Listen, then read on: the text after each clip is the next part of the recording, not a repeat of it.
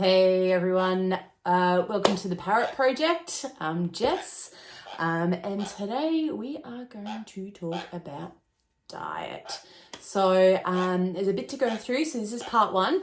If you could like and subscribe, I'd love to hear your comments as well. Throw it all at me, questions, queries, all that sort of stuff. More than open to it. So please hit that subscribe button so I can keep growing this little channel of mine.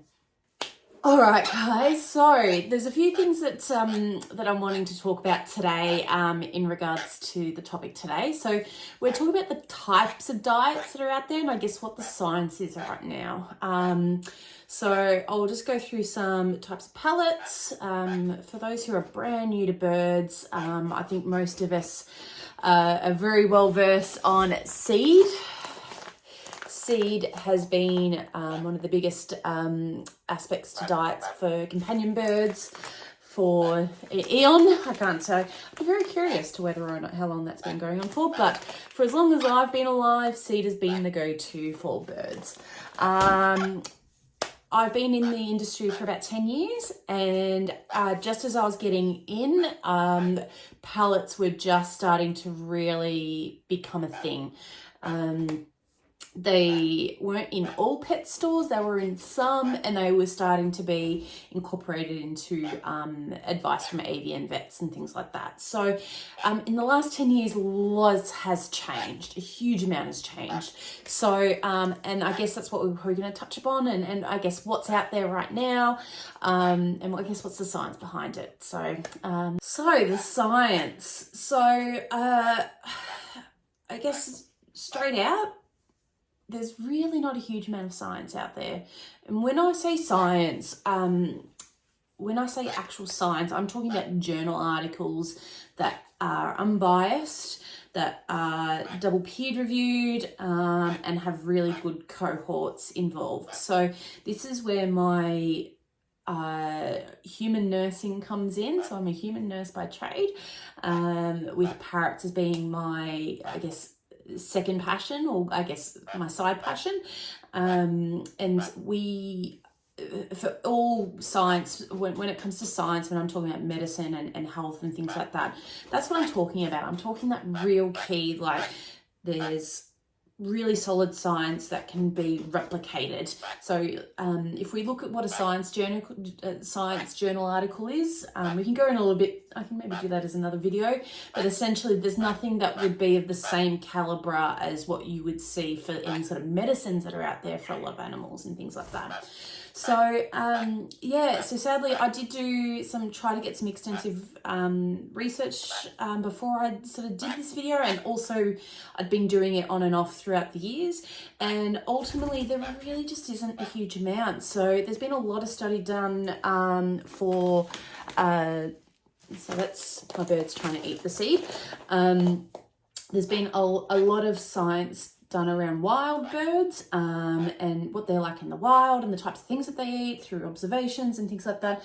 But captive birds has been a bit of a black hole when it comes to this. So it's before I sort of go into, I guess I really just want to outline that. So a lot of what we're going to be going into is anecdotal or observational. So a lot of avian vets is obviously, they've got probably good cohorts to make some decent hypothesis of what's good and what's not, but there's been nothing solid put out as journal articles to show the benefits of what types of diets. So we can go into the different types. So like I said before, we've got the good old-fashioned seed. In this, you've got things like millet, you've got wheat, you've got sunflower seed, you've got just different grains and things like that as well.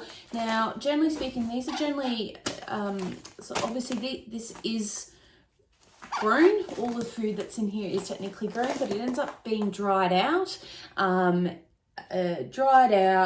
its, I guess, infancy. So this is all seed. This is actual seed, like if you went and planted in the ground and wanted to produce something. So if you put this into some soil, it will grow something essentially. The only thing is that it's really in its inactive state. So seed in this state has very little nutritional properties.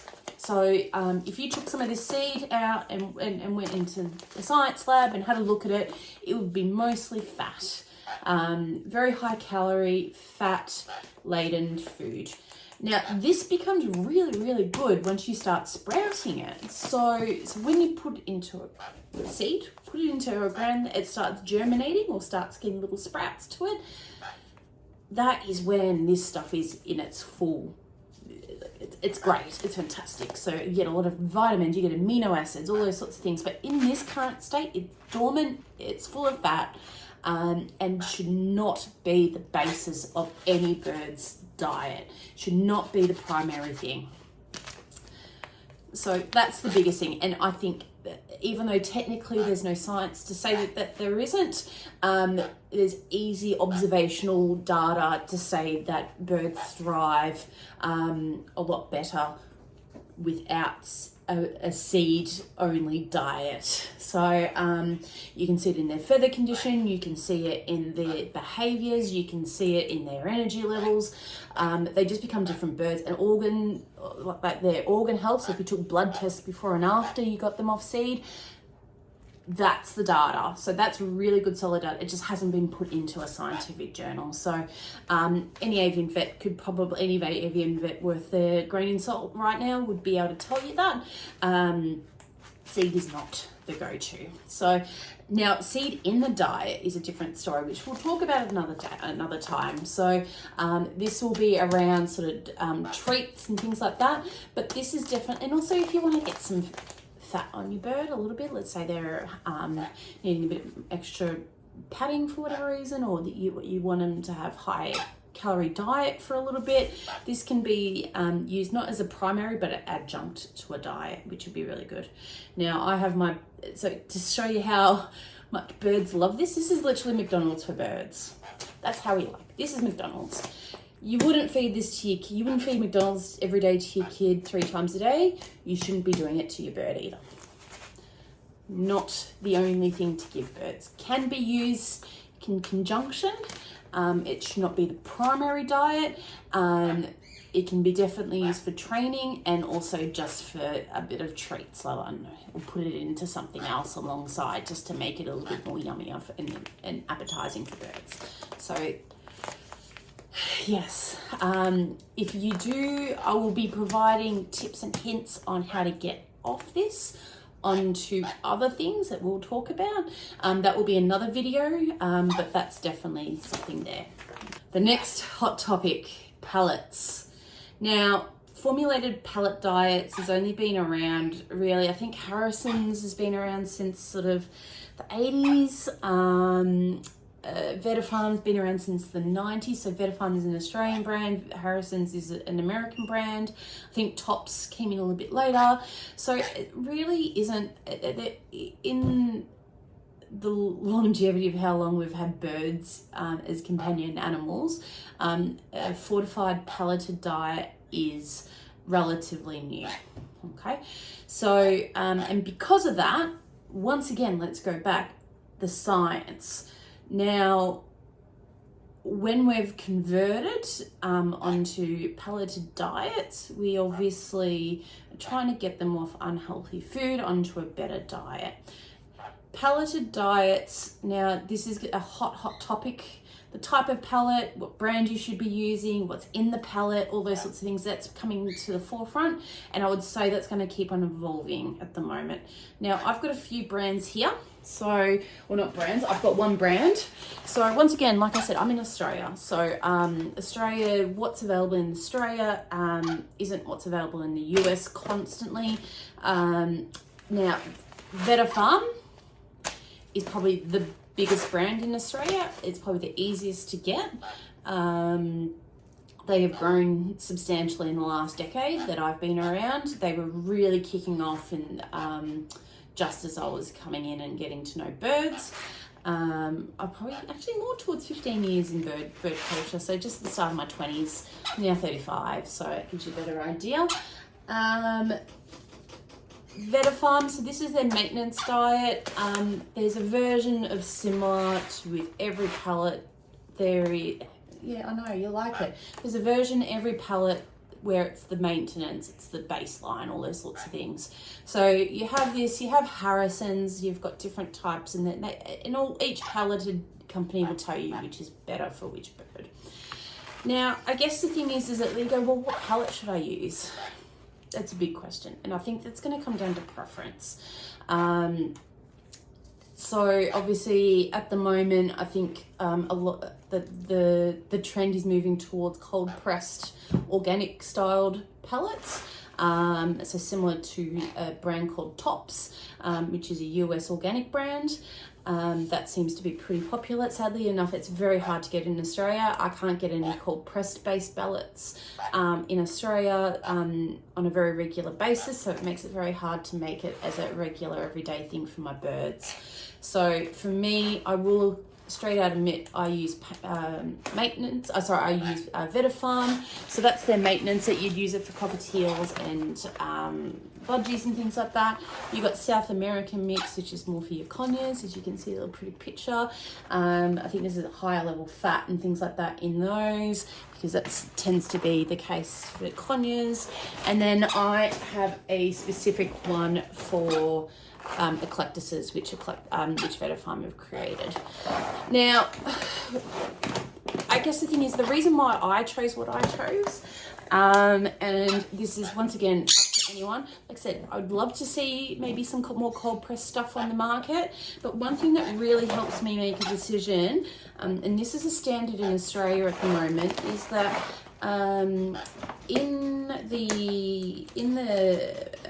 in the pet trade, I think for dogs and cats, there's something called a guaranteed analysis, and it's actually a requirement to actually put out any sort of pet products for dogs and cats. Now, Vetifarm are the only ones that I've seen that do a guaranteed analysis. It's on the back of each of their pellets, and so it's got minimum of 20% crude protein, maximum of 2.5% crude fiber, max 0.5% salt, and minimum 10% crude fat. So that gives you like the macros of the world. So your proteins, your fibers, got a little bit of salt in there and that sort of stuff as well. Look, they've got a feeding guide on there as well. This isn't science-based. I haven't seen any science to this. It is, I guess, once again, coming to that observational stuff. So that's the case with that. So yeah, so that is one of the biggest reasons why I use Vetifarm. There is, once again, even with Tops, and even with Tops, it doesn't have a guaranteed analysis. I haven't seen a guaranteed analysis, that is. They might come back to me. I have asked for a couple of the big brands. I wanted to see some data and some evidence if they had any. I'm just waiting for that to come through. I'll share that if I have it. But that allows me to then make decisions on the additional diet, knowing that I have X amount of protein in their food, I have X amount of fat in their food, I've got X amount of fiber in their food. So that helps me guide my decision in that, so I can guarantee that that's that. Now the ingredients in it, some people are like, oh, so for example, in this, we do have ingredients, we do have soybean, we do have wheat, we do have oats, we do have maize, which is a corn, and then it's got vitamins and minerals. Now how they get on there, I think some of it is sprayed on. This type of pellet is an extrusion based pellet. If you wanted to Google that, and it shows you how that is. And also with Vetifarm, it gives you guidance on how to convert as well. But yeah, so I'm not a Vetifarm consult, I'm not getting paid for this. Vetifarm is just the most common thing that I can get my hands onto in Australia that I am quote unquote happy enough with at the moment. So that's why I'm using those guys. That's what I have. They're in packets because I needed some new stuff. So it's actually, I've actually got this just in time. So decision, and those are the sorts of things. But ultimately, currently, there is no exact science about what should and shouldn't be in a bird's diet. I think we're sort of doing elimination, more so like as in what shouldn't be. So things like seed shouldn't be the main base. We shouldn't be having avocado, onion, chocolate, those sorts of things that actually can poison and create they're toxins to birds. So we're sort of doing an elimination system really in terms of future guidance. Her favourite place. That's her favourite place. I have a lot of holes in my tops. Yeah. So yeah, so that's with pellets. Moving on to raw diet. Now, once again, we're now getting into the nitty gritties where there is really, once again, no science, and we're doing the absolute best that we can. So we've obviously got the data and the information around what is not good for parrots. Then we look at everything else and then puts together something so that it ends up being nutritionally balanced for a bird. I think it's very difficult in a captive environment to be able to provide absolutely everything for every single species. So for example, I've got species from around the world in my house. I am providing the best balanced diet as I can with the resources that I have. And I think that that should be really looked upon, like as in the bird world can be a bit vicious. People make all sorts of, I think with all animals really, like as in you get the zealous types, and they can be quite cruel. But overall, I think if people are open to learning, are open to making sure that their bird has a balanced diet and that sort of thing, then that makes a huge difference. So raw diet. Now, ultimately, birds who are on this don't tend to really want a huge raw diet most of the time. They're not as enthusiastic. That's me being anecdotal. That's what I've seen. I don't have science behind it either. I'm just speaking from experience there. So getting them off this as your base diet will help with getting them onto a raw diet. Now, raw diets are so beneficial for animals, or for birds, all animals really, but for birds as well. Now, I think if you can get them starting to eat some greens and some different veg, that's great, as long as it's not terrible for them or it's going to poison them. So like I said, no avocados, no onions, those sorts of things. That's probably the best thing to do. I have gotten to the point where obviously I am time poor. I am a nurse by trade. I do night shift. I do all that sort of stuff. So I want to make sure my animals have a really good diet, but also I don't have all the time in the world. So I do try and provide the best diet with what resources I have. And so for me, and I will shout out to Bird Tricks, who are a US couple who do a lot of training and a lot of information about well-beings of birds, behaviours of birds and that sort of thing. They've got an amazing feeding system that I will link in the comments. So definitely check out the comments. I think it's around about $30 US, and I've used it every day since I've purchased it. I make a batch probably about once every 1 to 2 months, depending on what the season is. I'll put that together. I freeze it pretty much straight away afterwards. I sometimes use vacuum seals as well to make sure that I'm really keeping that nutritional value in there, and then I defrost as I need to. So and that allows, so the thing is the concept behind their system is that they go by what's currently available locally, to allow for general spectrum of well-being and health. So and this is where it's coming back to that balanced diet. So for us, we have our summer season, we have summer fruits and things like that we eat, and then we have our winter fruits. So same sort of thing, so that they make sure that we've got this cycle, and there's 4 different recipes, and that works really well. So for somebody who might be a bit busy, it's a really great idea. If you Google bird chop, you get a huge amount of different variety of ingredients as well, and different recipes. So if that's more your thing, definitely go for that. Now, what I will cover things like how to present food to birds who aren't used to this sort of stuff in the next video, one of the next parts, but I just want to introduce the concept to raw and where you could actually find it as well. Rightio, I think you want the seed. She wants the seed. The seed is just right here. I'm trying to keep it out of the way. Raw is fantastic. All my guys, if I bring out the raw food in the morning, go straight for it. Now, I feed, there's no huge routine. I generally, when I say morning, that's not 7 o'clock on the dot, it's not 8 o'clock on the dot, those sorts of things. Parrots in the wild don't get that, so they're not necessarily needing that as well. These guys are still wild. They are not domesticated. I wouldn't be too worried about that. Maintaining routine, the only thing I would say maintaining routine is probably a light spectrum, but that's another thing we'll talk about in behaviours. Yeah, so that's the conclusion for that one. The next part is treats. Have I spelled treats right? I spelled treats right. Yes, once again, we'll come back to our lovely bag of seed. This should be a treat. Sunflower seeds, treat. High value, super yummy things that birds really, really, really want, that I'm being mean and she's really, really wanting and trying to get out of there.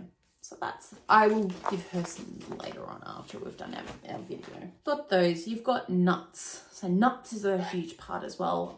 So your almonds, your walnuts, your pine nuts, any of the pistachios without salt, all those sorts of things. Each bird has their preference, and we'll talk about how to sort of assess what a bird's favourite food is, hopefully in the next couple of videos, but that's something else. I'll link it when we do. A couple of things, also millet. So Trill is a brand in Australia. I don't know if it's anywhere else in the world, but it's Trill's, and they have this millet spray, which is type of a grass seed. It is absolute crack for budgies, smaller birds generally. Budgies, your cockatiel, your lovebirds, that sort of thing. Conures go for it as well, but I tend to find nuts tend to be the more favourite. But each bird is different, and there's a way to do an assessment of what their favourite food is. So, and that changes as well, so you need to keep on really evaluating that as you go along. This is fruit as well, so fruit shouldn't be a big part. It should be an occasional part of a diet. Now, it depends on the bird. So once again, we're talking about eclectuses who have a specific diet. We have lorikeets that have a specific diet. One thing I didn't put in there is that nectar is a big thing for obviously lorries and lorikeets. I haven't got the bag here. It's in a tub thing, so I don't have a special bag, but Vetafarm, I use something called Wild Earth for Vetafarm. So that's what I use as a base diet for my lorikeet, and they get a bit extra. So her and my collectors get a little bit extra in terms of fruit and things like that. But generally speaking, veg is the more primary of the two, between fruit and veg. So fruit can be a treat. Bits of apple, bits of banana, bits of mango, all those sort of beautiful, yummy fruits that have lots of sugar, natural sugar, but lots of sugar in them. Very high value for a lot of birds as well. So treats are the things that we will be using for training. So just to keep that in mind. So the things that I'm talking about, one, you don't give it to birds when you convert, and two, they are fantastic for training. And once again, I keep on saying it in a different video, but I just don't want to make this video too long. The concepts, in part 2 and part 3, we will discuss conversion, and we will discuss the role of treats. So definitely stay tuned for that. It will be some further information. If you've got science that I don't know about, please let me know. I'm so open to this stuff. I love it. I love understanding.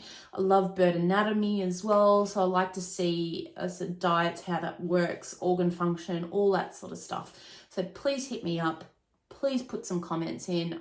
So subscribe, like, comment, you know the usual. Hopefully I'll see you soon. Hopefully the next video will be out in the next week or so. All right, so that's for now, the Parrot Project. I'm Jess again, and this is Charlie, my son Konya, and we'll hopefully see you soon. Cheers.